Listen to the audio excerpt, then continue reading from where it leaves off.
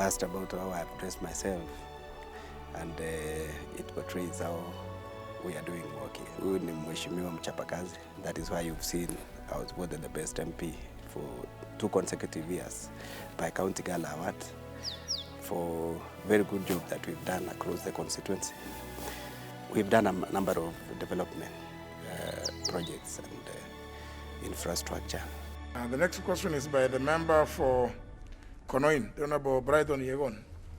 Is the Cabinet Secretary aware of the deplorable state of Mogogoshek-Kapkoros-Libwet Road in Konoin Constituency, Bomet County, which has actually been neglected and is in dire need of repair, given that the road users and farmers in the region rely on it to transport their produce to the market? When will the ministry upgrade the road to bitumen standard to reduce the high cost of vehicle maintenance and improve the comfort of passengers while using, especially the sick and the pregnant women? As we are talking now, we have our own leader, that is Honorable Brighton Yegon. In terms of the work that he did, we have road network that is connecting Mogogoshek. Sometimes back we used to park our vehicles in Tenkeja. The roads were not accessible at all. But now we have accessible roads. We are really very grateful to Mheshimiwa. We can now access our homes freely. My role as an MP is basically representation, legislation, and also oversight. We've managed to build more than 30-story buildings across the constituency.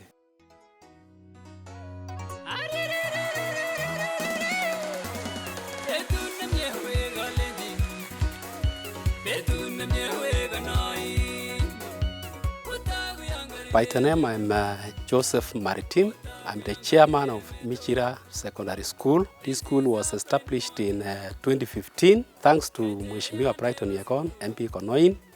We have worked together hand in hand and we have realized a lot. Hii ni primary ya Kamugumun, Konoin, Bomet County. Ni primary tulianza na classes ya mbao na sahi imeundwa ghorofa na sahi Brighton ameweka hizo classes, wameweka tiles. Sahi watoto hawasiku na chikas, sahi watoto wanasoma vizuri.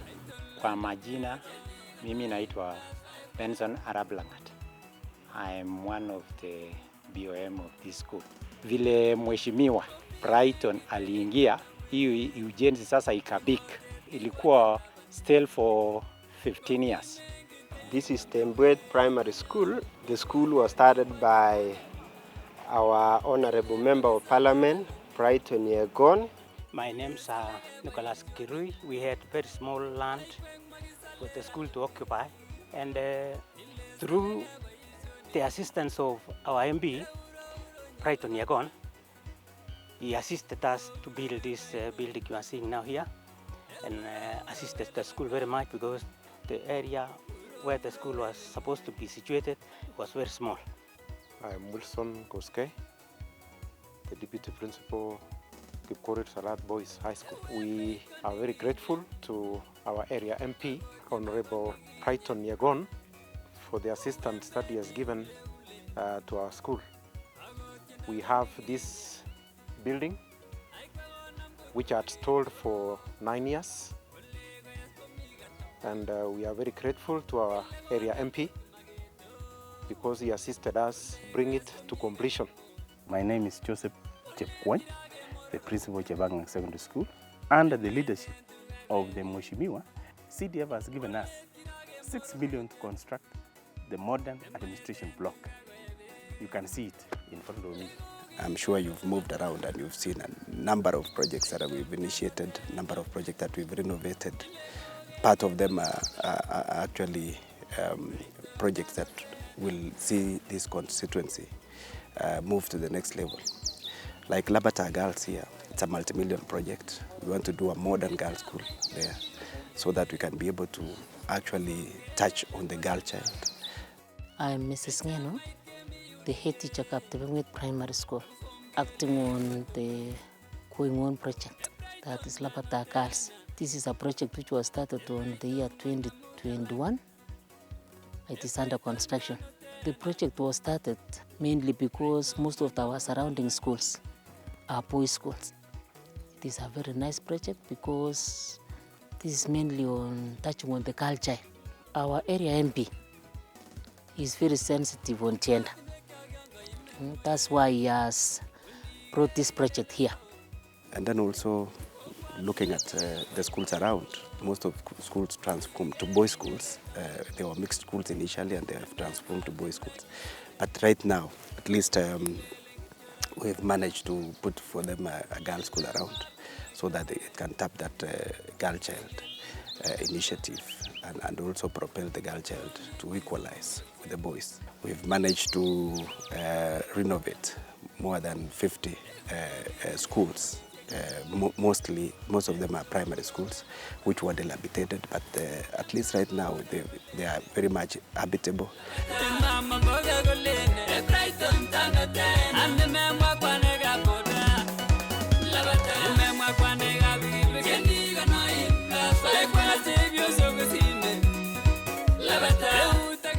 These projects that we've initiated, that we have done, are actually based on the public participation that we did with Wananchi in the ground. So people tell you what they want, and then you walk towards that direction, because it's actually Wananchi who initiate most of these ideas. And mine is just to make sure that we do allocation of resources and also make sure that we do the implementation part. And that is why we moved from labor-based to contract-based with regards to school construction, school renovation, infrastructure development.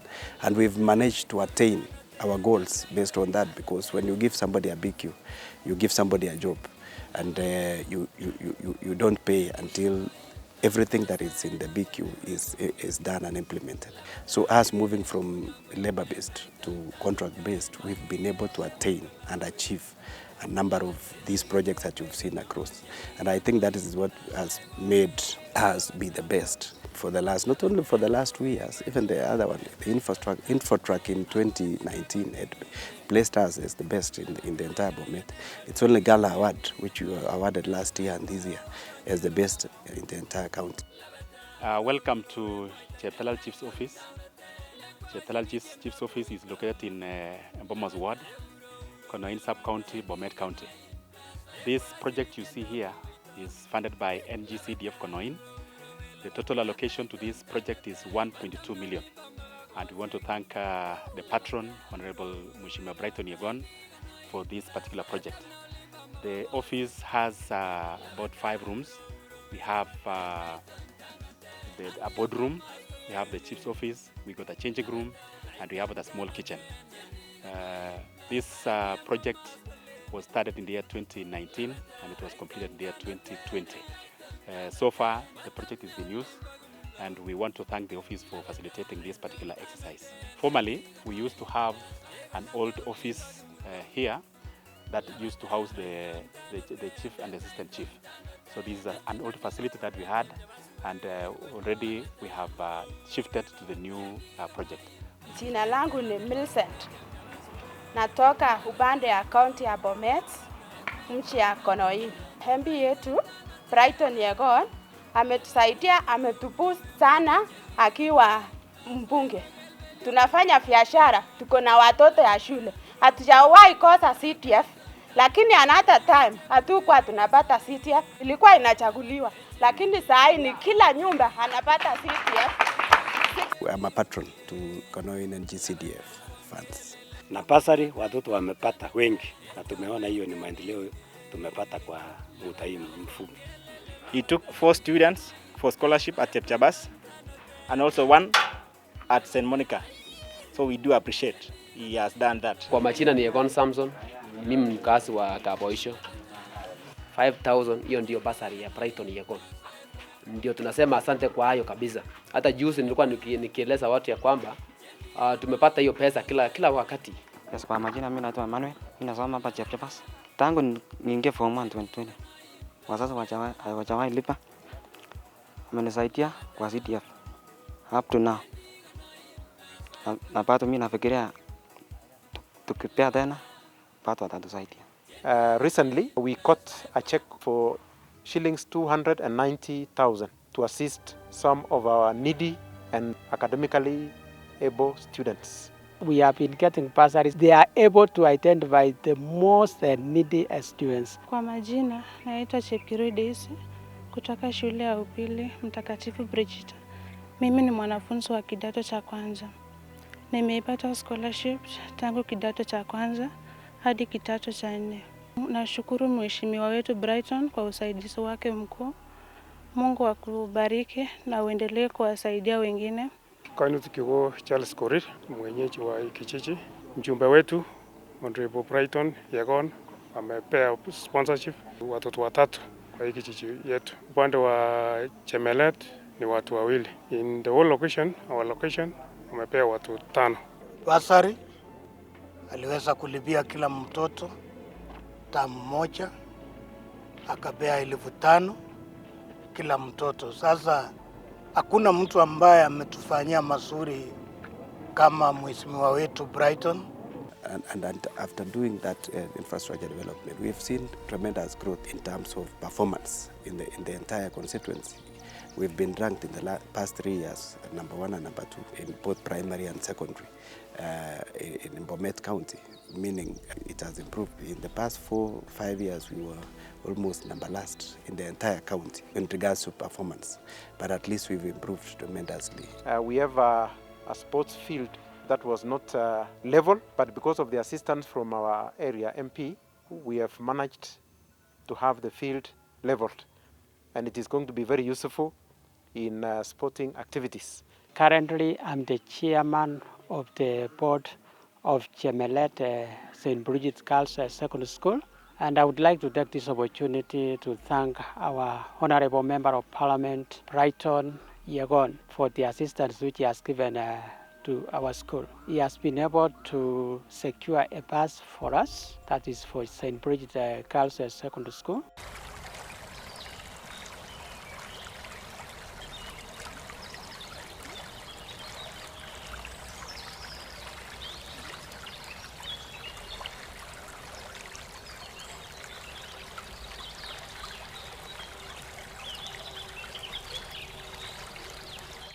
Kwa majina naitwa Monica Koske, mwenyeji wa hapa. Samani tulikuwa nasumbuka sana. Kuteka maji hapa ilikuwa shida. Tumeshukuru mheshimiwa Brighton kwa vile ametengeneza vizuri. Alikuja akachenga hapa, ndio tunashukuru yeye. Mbeleni wamama walikuwa nateseka. Hata kuchota maji walikuwa na pepa chips hii ndogo ya mafuta ya mboga watumie kuchota maji, lakini saa hii wako sawa sawa. Hii maji nadoka usaidizi wa mheshimiwa alichimba kisima. Hii maji natusaidia hata kuosha vyombo, nguo. Kwa majina mimi naitwa Ruben Rono. Tumepata maji kwa hii shule yetu hii. Tulikuwa tumehangaika kabisa. Tulikuwa tunatumia punda kusomba maji. Hiyo punda tena ikaikuja kuipwa, tukatumia pikipiki. Sasa watoto walikuwa hata anakosa kupata maji ya kusafisha vyombo hata kwa manyumba. Lakini saa hii mkono wa mheshimiwa ametusaidia, amefanya drilling, tumepata maji, ametusaidia kabisa. Kwa majina ninaitwa Leonard Dembur. Mimi ni mwenyeji wa hapa, mimi ni mkazi wa hapa. Pia mimi ni mfanyakazi wa hapa. Na hii maji inatusaidia kwa vitu mingi sana, kuosha vyombo, ng'ombe. Na hapo tunashukuru sana. So we have water in school, and even the community are benefiting from that water.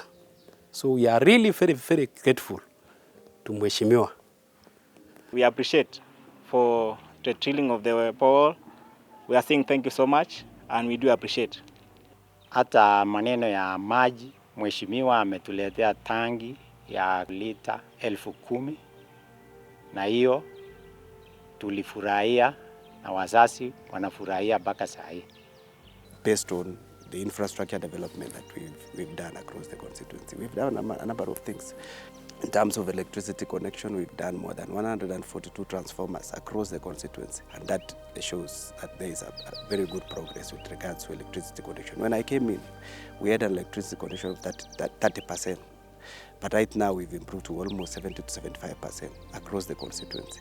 And my target is in the next 2 years, we need to have bridged the gap and almost attain 95 to 98% in the next 2 years. And we are putting in strategies to make sure that we capture and close that gap so that everybody at least or majority gets that electricity.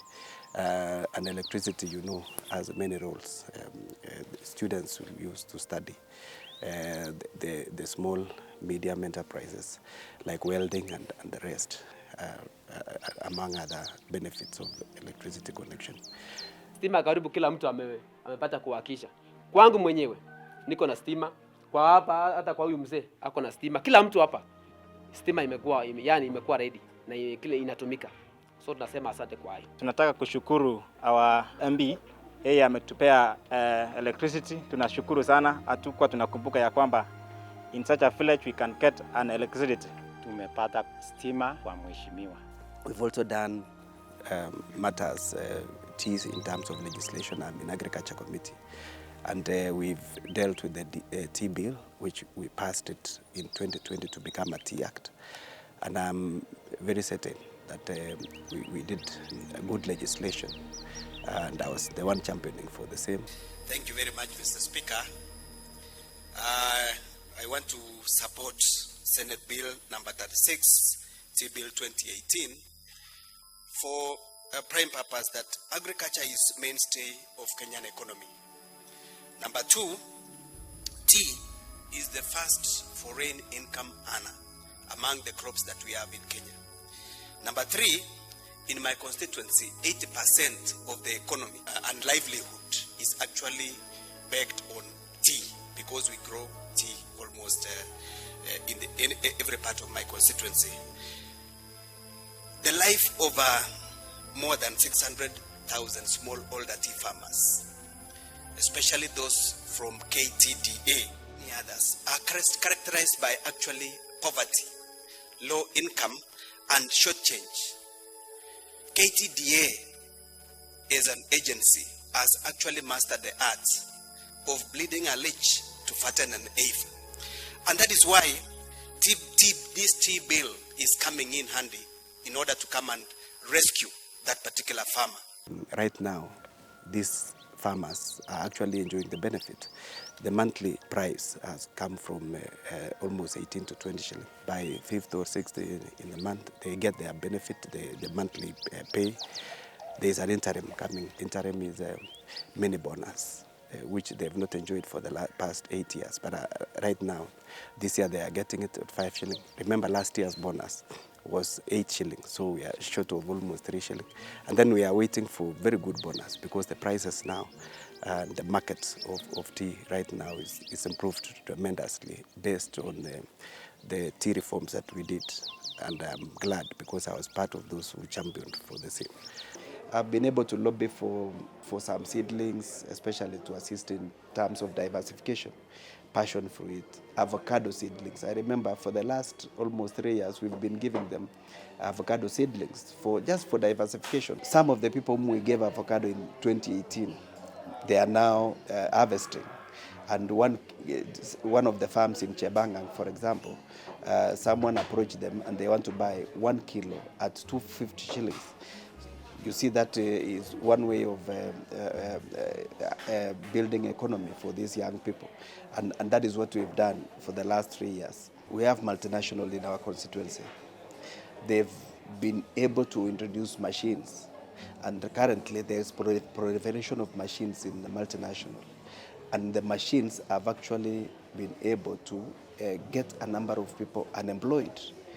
This is an aspect that in the last month, I actually asked some questions to the Minister for Labor on how he is going to balance between mechanization, employment, and profit for these companies, because these companies are saying if they don't use machines, they are going on losses. But then, the only benefit that we get from this multinational is employment. The core thing is they are supposed to employ the locals, which now they've been going on voluntary and early retirement, VER. They've been doing redundancy. They've been sending people on disciplinary.